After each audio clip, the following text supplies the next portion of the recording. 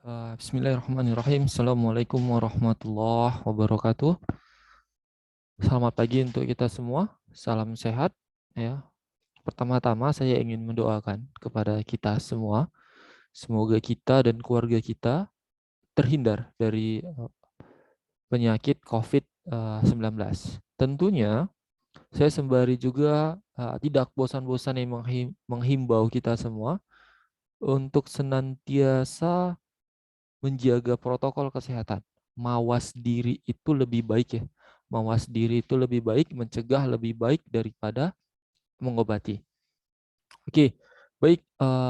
Pada video ini, jadi kan harusnya itu materi kita ini adalah materi 67. Namun ternyata ya ada satu materi yang setelah saya lihat di RPS itu terlewat, yaitu materi kedua dan pertemuan materi ketiga. Jadi masih satu topik dia, tapi seharusnya itu untuk materi pertemuan kedua dan materi pertemuan ketiga. Jadi karena terlewat dan tidak mungkin itu dilewatkan, maka akan saya ulas kembali, saya akan bahas kembali materinya, ya. Jadi teman-teman nanti hanya tinggal memplotkan aja, memasukkan aja yang materi kemarin-kemarin yang saya ajarkan dimasukkan pada pertemuan 4, 5, 6, 7. Sementara pada video ini nanti masuknya pada pertemuan kedua dan pada pertemuan ketiga. Gitu ya. Oke. Namun ya bisa jadi nanti satu materi ini akan saya bagi menjadi dua video atau bisa nanti jika waktunya cukup saya akan hanya buat satu video saja. Tapi tetap hitungannya nanti untuk dua pertemuan.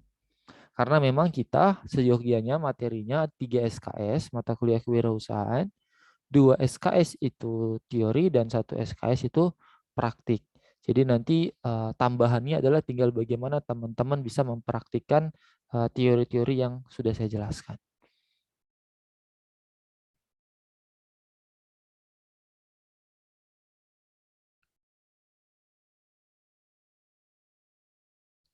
Oke, topik yang akan kita kaji ya, topik yang akan kita bahas pada pertemuan kali ini adalah karakteristik kewirausahaan. Kita bahas dulu dari definisi ya. Ini menurut Peggy dan Charles, tahunnya memang agak lama, tapi masih relevan dipakai untuk sekarang.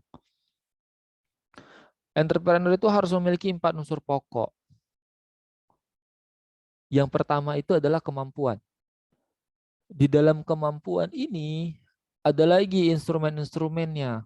Yang pertama itu adalah membaca peluang, berinovasi, mengelola, kemudian menjual. Coba akan kita kaji satu-satu. Kemampuan IQ atau skill ini, pertama membaca peluang. Bisnis itu bukan perkara modal, tapi bisnis itu adalah perkara pangsa pasar. Jadi tinggal kita bagaimana mampu melihat ya, peluang yang ada di pasar sehingga produk yang kita jual itu ya dapat laku di pasaran.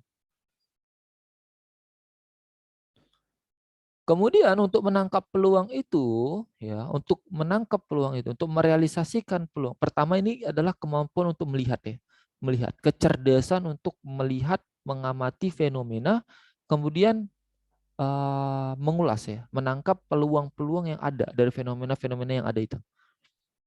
Kemudian untuk merealisasikan peluang yang sudah kita tangkap tadi, kita butuh inovasi.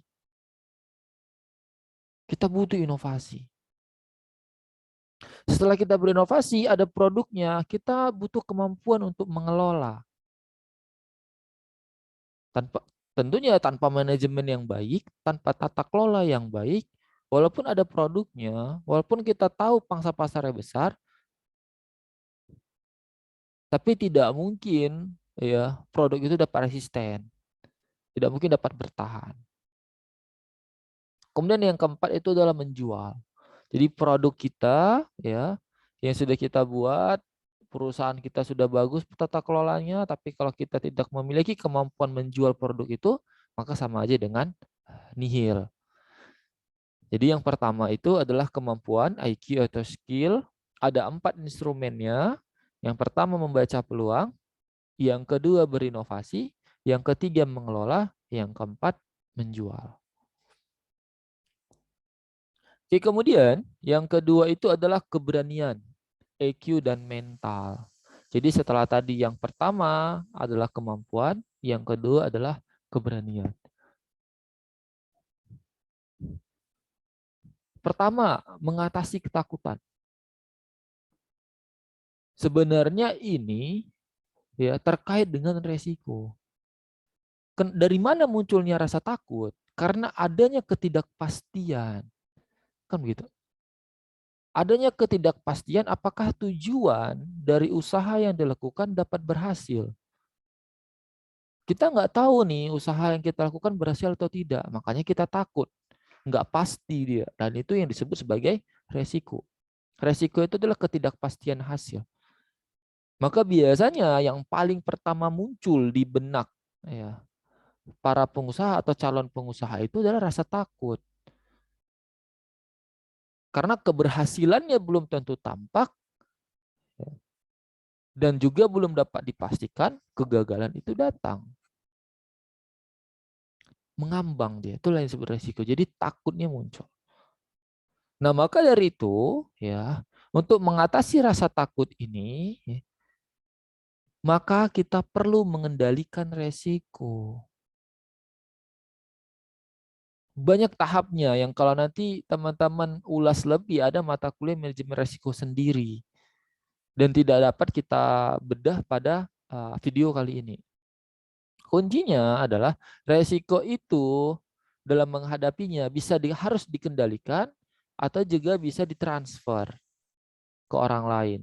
Caranya bagaimana? Cara mentransfernya bisa dengan asuransi. Itu kajian singkatnya. Contoh yang paling lumrah deh, mobil atau motor kendaraan ini. Kalau misalnya kita kredit ataupun cash, kita pasti ditawari yang namanya asuransi. Bisa asuransi kehilangan atau asuransi kecelakaan. Preminya nanti beda. Atau bisa sekalian dua-dua. Kenapa? Kemudian para pembeli kendaraan atau ya, kalau kita beli kredit itu wajib ada asuransi. Kenapa wajib asuransi kalau ada kredit? Karena nantinya si penjual itu,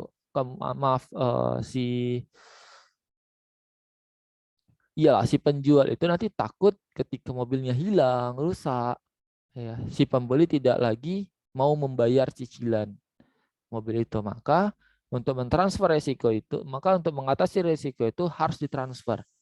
Cara mentransfernya bagaimana? Dengan cara mengasuransikan.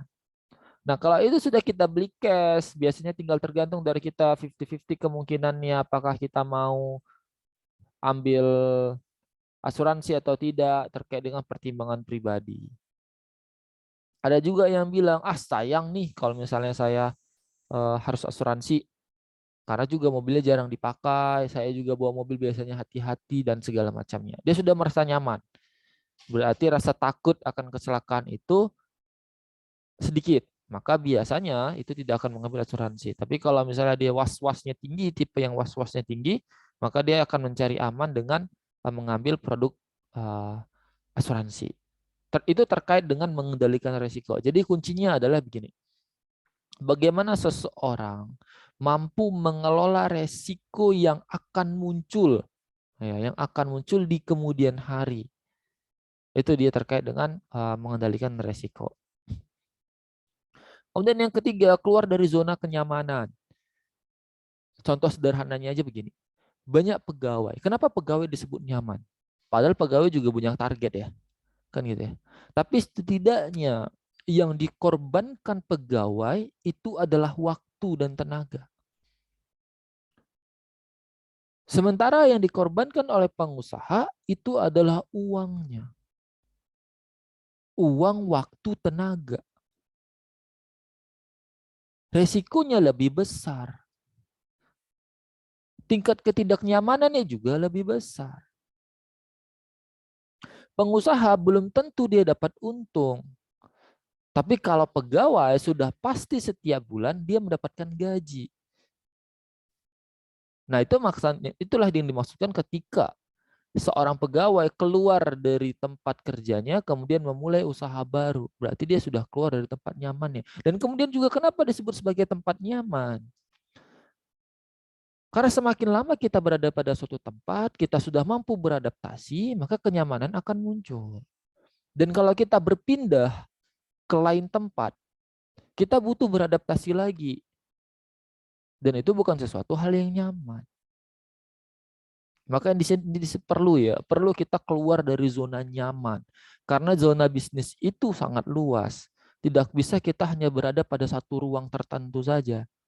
Kita harus berekspansi, memperbesar relasi. Maka kita harus keluar dari zona nyaman ini.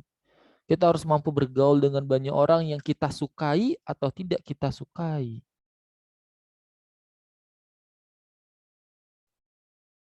Jadi banyak ya, banyak banyak banyak ruang, banyak dimensi yang harus dimasuki oleh seorang pengusaha. Kita benci, kita tidak suka sama orang itu. Kita menganggap dia musuh abadi kita. Tapi kalau soal bisnis maka lain cerita. Kita lupakan itu semua dulu. Nah, inilah yang masuk sebagai keluar dari zona nyaman. Kemudian yang ketiga, keteguhan hati atau motivasi diri. Apa itu? Ada ulet, pantang menyerah. Saya kalau nggak salah sudah pernah sampaikan pada materi-materi sebelumnya, bahwasanya dalam berusaha itu tidak semuanya langsung mendapatkan keuntungan. Tidak semuanya berjalan mulus-mulus saja. Tidak. Bisa jadi kita mengalami kerugian, ada fluktuasi keuntungan atau ada fluktuasi pendapatan, kemudian juga bisa jadi banyak hal-hal yang menghambat. Disitulah peran uletnya kita. Tidak boleh menyerah ketika kita memang sudah meniatkan untuk berusaha. Makanya kemudian sangat disarankan ketika kita berusaha itu kita harus fokus. Kita sendiri yang mengelola, jangan orang lain. Karena sangat banyak hal yang dibutuhkan dalam mengelola usaha. Jadi kalau langsung kita percayakan kepada orang lain secara penuh, ya maka akan sangat riskan usahanya. Gitu ya. Kemudian yang ketiga, ada determinasi, teguh dalam keyakinan. Jadi walaupun kita mengalami kerugian, eh, yakin aja tetap bahwasanya memang usaha kita ini tetap bisa jalan. Tapi tentunya keyakinan ini jangan hanya didasari oleh pemikiran yang tidak logik, pemikiran yang tidak ilmiah. Sebagai seorang yang sudah terdidik, ya, teman-teman sudah kuliah dari SD, SMA, SMP, SMA, bahkan sekarang sudah kuliah dan mau hampir tamat. Teman-teman harus mampu membangun struktur berpikir yang ilmiah, yang kompleks. Maka ketika teman-teman sudah bisa berpikir ya secara terstruktur dan sistematis, kemudian itu menjadi landasan atau dasar dari keyakinan teman-teman. Jadi pemikiran-pemikiran teman-teman, lakukan studi kelayakan bisnis, lihat peluang, amati dengan cermat. Dan itulah yang menjadi keyakinan diri. Tidak kemudian hanya berpegang pada keyakinan yang subjektif semata. Yang ketiga, ada kekuatan akan pikiran.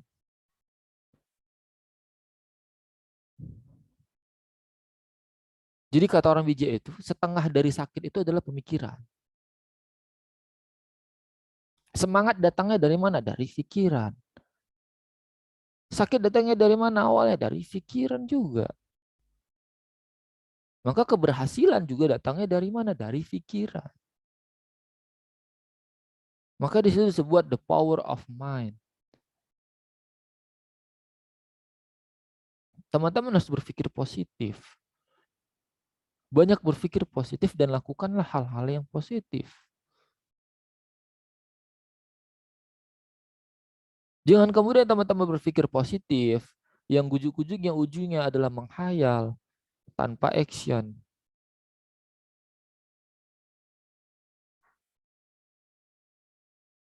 Maka hasilnya juga akan sama aja, nol. Kemudian yang keempat ini adalah kreativitas ya, mencari peluang, experience. Terkait dengan peluang apa ya, pengalaman ya. Kemarin kalau saya tidak salah saya juga pernah jelaskan terkait dengan pengalaman. Jadi saya tidak rincikan lagi. Yang jelas clue-nya adalah guru terbaik itu, guru yang paling bijak itu adalah pengalaman. Teman-teman harus mampu mengambil hikmah pelajaran dari pengalaman yang sudah teman-teman miliki selama ini.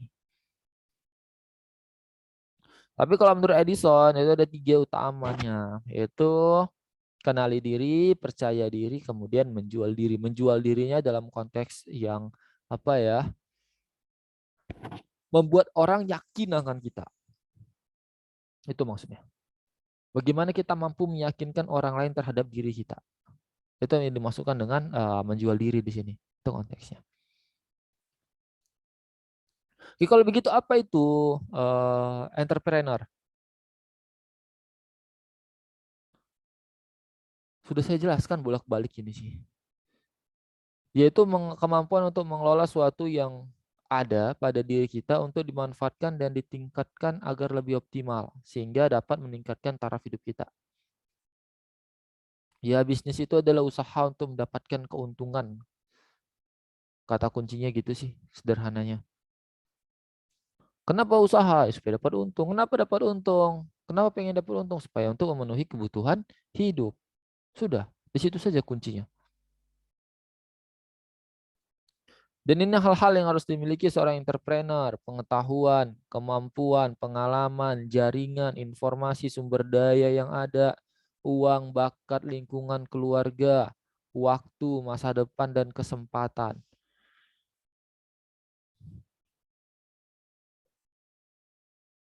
Pengetahuan, pengalaman, informasi, itu berguna nanti untuk menangkap peluang ya dan berinovasi. Jaringan nanti bisa berafiliasi dengan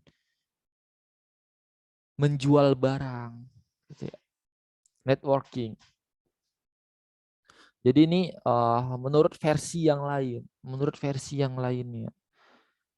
11-12 lah, hampir ada yang sama, ada yang tidak. Yang jelas adalah satu dan lainnya saling berkaitan.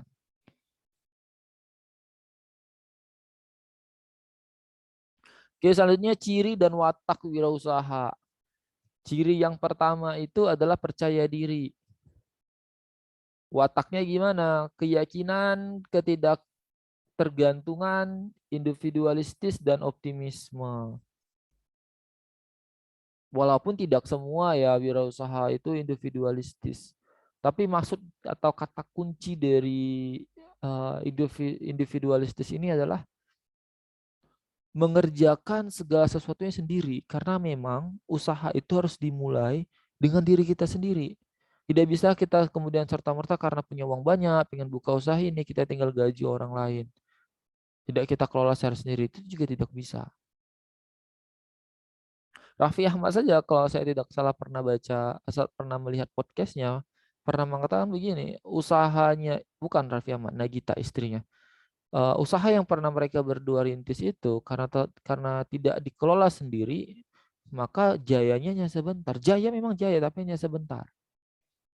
Maka menurut mereka berdua juga kata kuncinya dalam usaha itu adalah mengelolanya secara sendiri. Jadi dia sendiri yang mengelola itu. Jadi itulah maksud dari individualitas ini.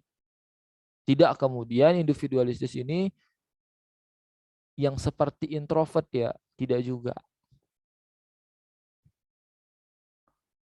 Kemudian ciri yang kedua berorientasi pada tugas dan hasil. Makanya kalau teman-teman bekerja nanti ya, selalu ada target, dikejar dengan target. Karena memang kenapa ya Pak pemilik perusahaannya itu orientasinya hasil. Dan melihat hasil itu ya dari target kan, kuantitatifnya yang ditengok. Jadi kalau teman-teman nanti muaranya adalah pengusaha, ya teman-teman harus mapping nih Sebulan usahaku gimana, 2 bulan usahaku gimana, 3 bulan gimana, setahun gimana, 2 tahun, 3 tahun bagaimana, dan kemudian tidak cukup sampai di situ. Apa upaya atau usaha yang harus dilakukan untuk mencapai itu? Harus teman-teman mampu mapping. Perusahaan-perusahaan besar juga begitu, juga demikian adanya. Hanya saja pelaksananya tidak lagi dilakukan oleh pemilik perusahaan secara menyeluruh. Karena dia sudah menggaji para pegawainya, maka yang ditekankan, ya, dikenakan target itu adalah para pegawai.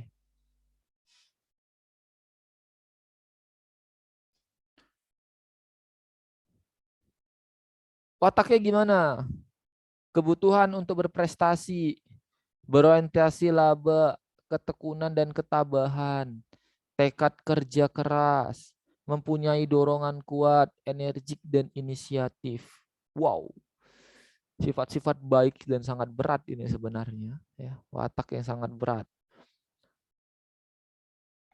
Tapi seyogyanya kita semua ini punya ini, ya.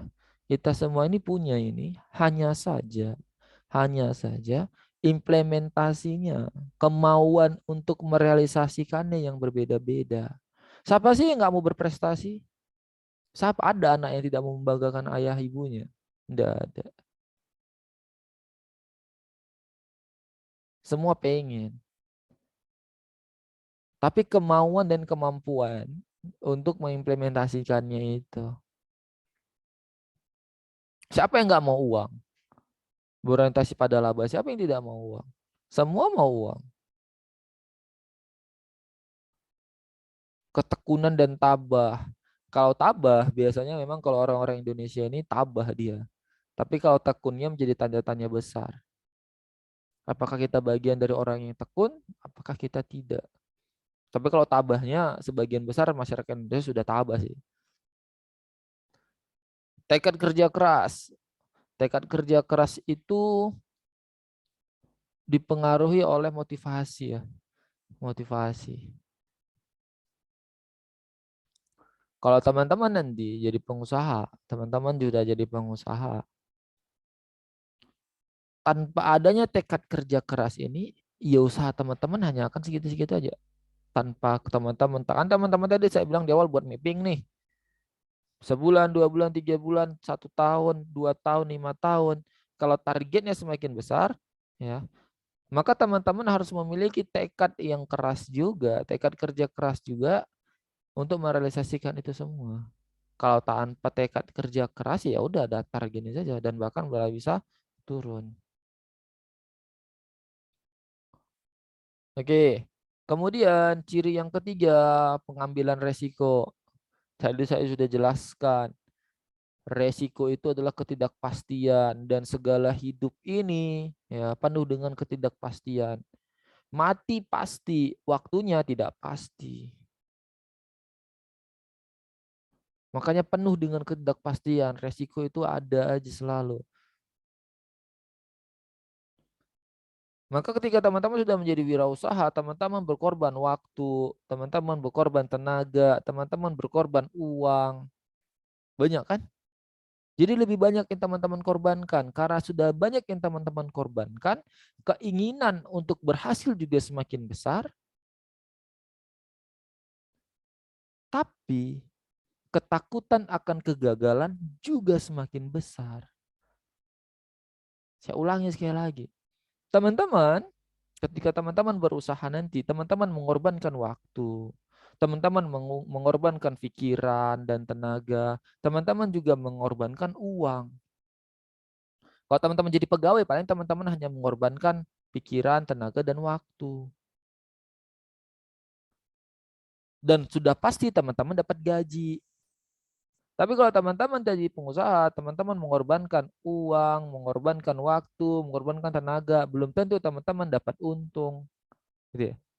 Kalau jadi pegawai sudah pasti dapat gaji, tapi kalau jadi pengusaha belum tentu dapat untung. Nah, yang dikorbankan 3 jadi pengusaha, sementara pegawai cuma 2. Jadi pengorbanannya semakin besar. Ketika kita sudah berkorban lebih besar, maka keinginan untuk berhasil juga semakin besar. Dan pada saat yang sama, ketakutan akan kegagalan juga semakin besar. Maka inilah yang membuat banyak para pengusaha-pengusaha muda yang lebih memilih menanggalkan usahanya yang masih kecil dan beralih kepada karyawan. Beralih menjadi karyawan. Ya contoh kasusnya apa ya? Saya kemarin sudah pernah bercerita kan. Saya punya usaha dulu. Nah, namun ya sekarang saya sudah mulai. Sekarang saya sudah mulai membuka usaha lagi. Walaupun saya tidak bisa fokus di situ, ya, tapi saya setidaknya mengamati secara langsung, berkontribusi secara langsung.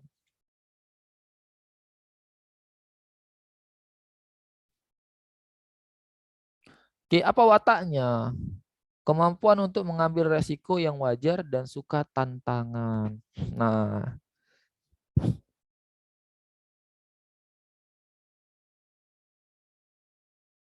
kata wajar inilah yang susah untuk mengukurnya. Karena kemampuan seseorang menanggung resiko itu berbeda-beda. Jadi ini sebenarnya tidak ada tolak ukur yang pasti dalam kata wajar ini. Dia berpulang kepada orang yang menanggungnya. Maka kata wajar ini menjadi batas atas kalau menurut saya. Menjadi batas atas dari kemampuan seseorang menanggung resiko. Jadi ketika resiko itu tidak bisa ditanggung lagi, maka dia sudah tidak wajar. Nah, jadi dia kata wajar ini menjadi batas atas aja. Tapi ukurnya secara kuantitatif 1, 2, 3, 4, 5 itu relatif kepada atau terpulang kepada orangnya masing-masing. Oke, yang keempat itu ada kepemimpinan. Wataknya, perilaku sebagai pemimpin, bergaul dengan orang lain, menanggapi saran dan kritik. Beda pemimpin dengan bos. Ya.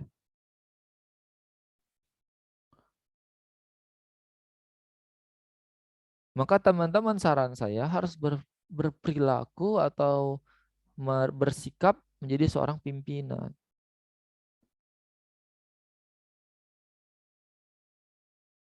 Bagaimana teman-teman bergaul dengan bawahan, bergaul dengan atasan, bergaul dengan kolega, bergaul dengan konsumen.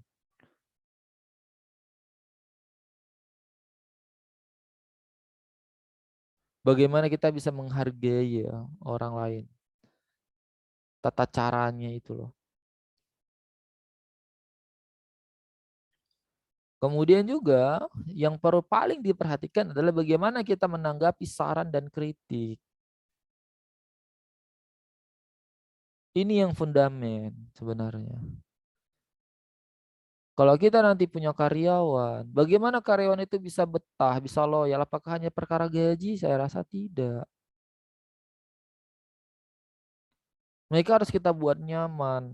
Bagaimana mereka bisa buat nyaman? Kita hargai, pendapatnya kita terima, kritiknya kita terima.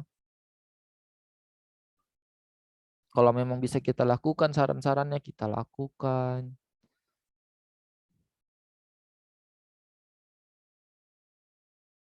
Kemudian ada nilai. Di situ ada inovatif, kreatif, dan fleksibel. Konsep ATM yang pernah saya jelaskan pada pertemuan sebelumnya. Yang keenam, berorientasi ke masa depan. Tuh tadi yang saya bilang buat mapping ya, memetakan, melakukan pemetaan kemana, di mana usaha kita setahun, 2 tahun, 3 tahun, 4 tahun, 5 tahun. Jadi teman-teman jangan berusaha untuk besok. Jangan berpikir usaha kita besok gimana. Jangan. Teman-teman harus buat planning. Usaha teman-teman selama 5 tahun. Jangan berjalan apa adanya. Jangan hanya mengikuti arus.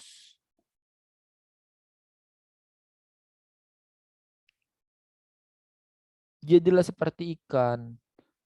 Yang kalau dia harus melawan arus dia bisa.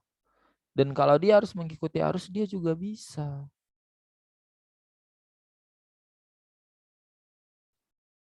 Begitu.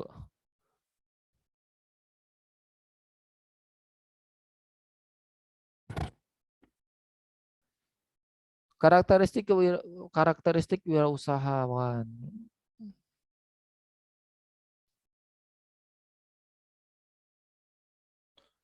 Fokus pengendalian internal, salah ketik itu. Ini kalau usahanya sudah besar ya. Ya, tapi kalaupun teman-teman udah punya pegawai satu dua, ya, atau terutama ketika teman-teman berkolektif ya, bermitra usahanya, maka pengendalian internal menjadi penting. Karena dalam usaha itu nggak ada kawan, nggak ada saudara, yang ada keuntungan. Maka agar semuanya berjalan dengan baik, tidak ada yang tidak baik, pengendalian internal itu penting. Kata kuncinya sih itu. Berapa banyak ya abang beradik yang berantem dan bisa jadi sampai bunuh-bunuhan gara-gara usaha. Orang tua sama anak pun bahkan bisa begitu. Apalagi hanya sebatas teman. Kalau kalian punya apa ya, punya usaha tapi bermitra dengan yang lain, maka pengendalian internal menjadi penting untuk dilakukan. Yang kedua, tingkat energi tinggi. Kenapa? Karena yang dikorbankan juga lebih besar. Jadi jangan sampai kita gagal. Jadi tingkat energi yang kita miliki harus lebih tinggi. Jadi faktor tekanan itu kan. Yang ketiga, ada kebutuhan tingkat tinggi akan prestasi, sudah dijelaskan. Toleransi terhadap ambiguitas, resiko, sudah saya jelaskan. Ketidakpastian akan hasil nih, ambiguitas itu kan. Sudah saya jelaskan tadi. Percaya diri juga saya sudah jelaskan. Berorientasi pada action juga sudah saya jelaskan. Oke.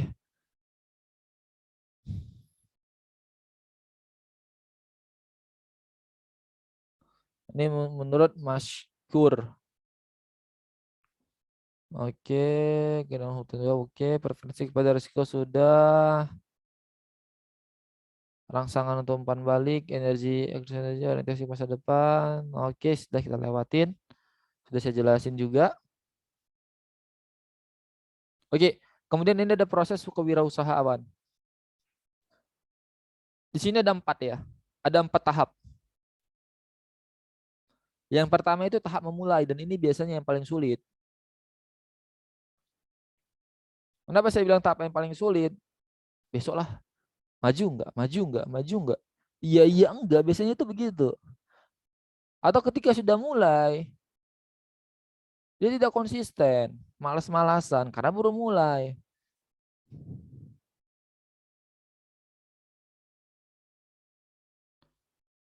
Yang kedua, tahap melaksanakan usaha atau diringkas dengan tahap jalan. Nah, inilah juga yang saya maksudkan tadi. Ketika sudah jalan ini, jadi kan tadi mau mulai, dia bilang begini, maju enggak, iya enggak. Dah, oke deh, iya. Nah, iyanya sekarang, besok jualan tutup.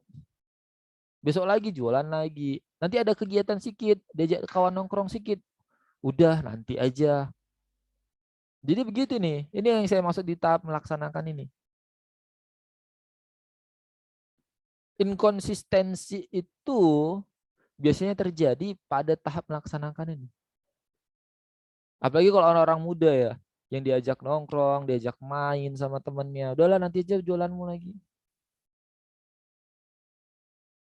Ini saya lihat sendiri, adik saya nih. Dia jualan makanan ya, jualan burger, sostel gitu kan. Seminggu jualan rajin, buka terus, ya kan. Kemudian ditengoknya lagi nanti ada teman yang ngajak jalan, ngajak main, dah.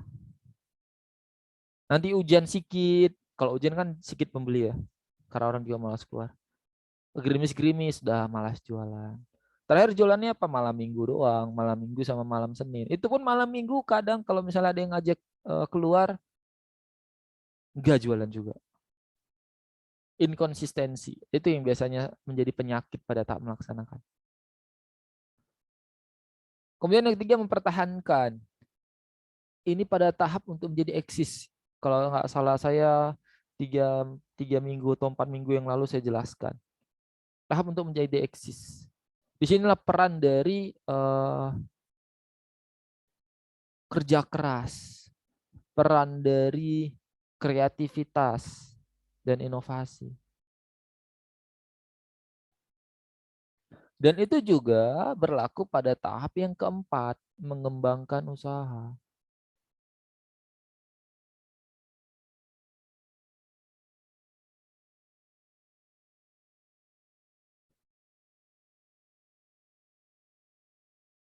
Ini model proses kewirausahaan menurut Alma. Ada inovasi, pemicu, pelaksanaan, pertumbuhan. Enggak beda jauh sih konsepnya. Tapi dia memulai dia tahap awal itu adalah inovasi. Jadi proses inovasi itu menjadi awalan. Kemudian ada hal-hal yang mendesak, yang memicu ini, yang mendorong seseorang melakukan usaha. Baru pelaksanaan, setelah dilaksanakan baru tumbuh. Gitu sih tahapnya. Jadi nggak jauh berbeda, masih saling berkaitan.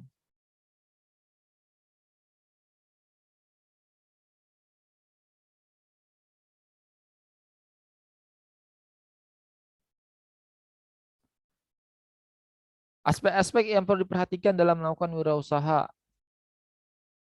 Satu, mencari peluang usaha baru. Lama usaha yang dilakukan dan jenis usaha yang pernah dilakukan.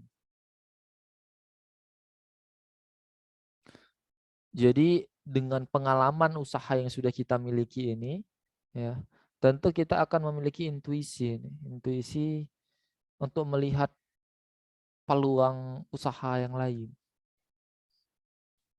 Contoh ada perusahaan startup. Dulu dia hanya jasa transportasi antar jemput yang berbasis online. Lama-kelamaan dia beralih lagi, dia melihat ada e-money, uang elektronik, yang kemudian dia tambah fiturnya di aplikasinya. Itu terkait dengan menangkap peluang. Jadi masih berkaitan usaha yang satu dengan yang lain. Masih. Tapi hanya memperluas pangsa pasarnya dan produk yang dia jual. Yang kedua ada pembiayaan. Pendanaan dan jumlah dan sumber-sumber dana. Kenapa menjadi penting? Ya pendanaan nanti akan menjadi klasifikasi usaha. Apakah masuk dalam klasifikasi kecil, mikro, kecil, atau menengah, atau bahkan besar. Itu kan pembiayaan. Kemudian sumber-sumber dananya pentingnya dari mana? Terkait dengan beban yang harus ditanggung oleh usaha itu. Apakah beban, kalau misalnya sumber dananya dari hutang, berarti beban untuk mengembalikan eh, hutang beserta bunganya. Kalau dia investasi, berarti kewajiban untuk membayar dividen. Kan begitu.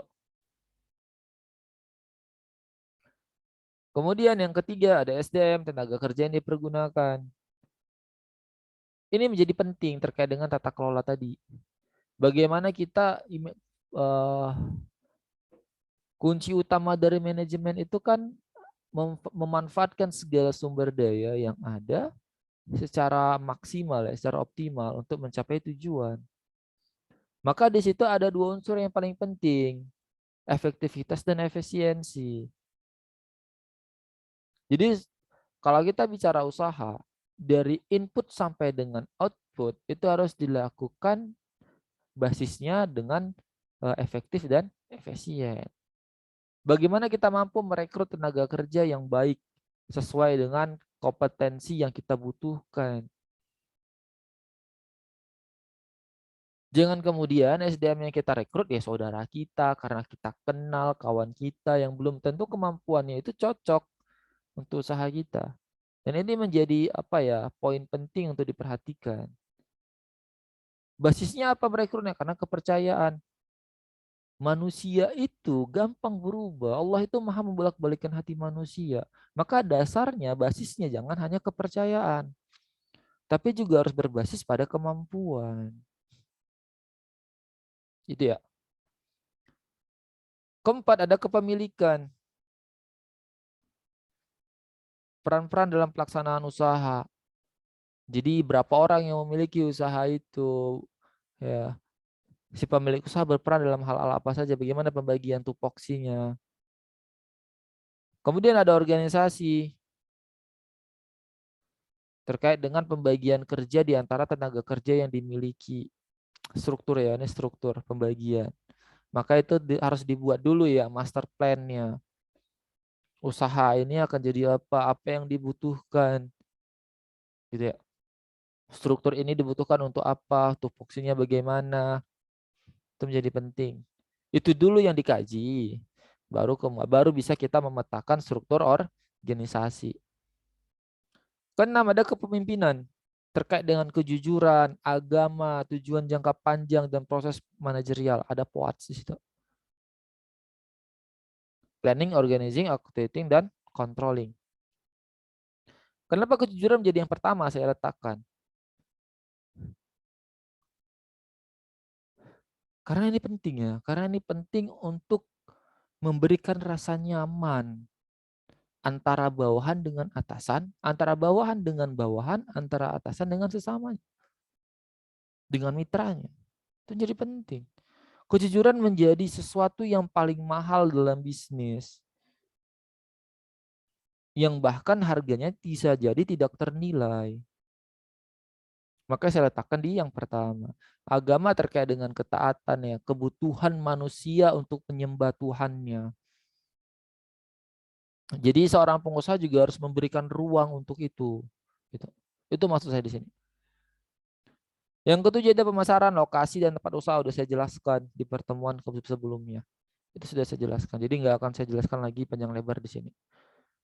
Oke, mungkin ini dulu ya untuk video kita di pertemuan kedua. Nanti akan saya lanjut pada video selanjutnya untuk pertemuan kita yang ketiga. Ya, saya ucapkan terima kasih atas perhatiannya. Saya akhiri, nasrun minallah wa fatun qarib. Assalamualaikum warahmatullahi wabarakatuh.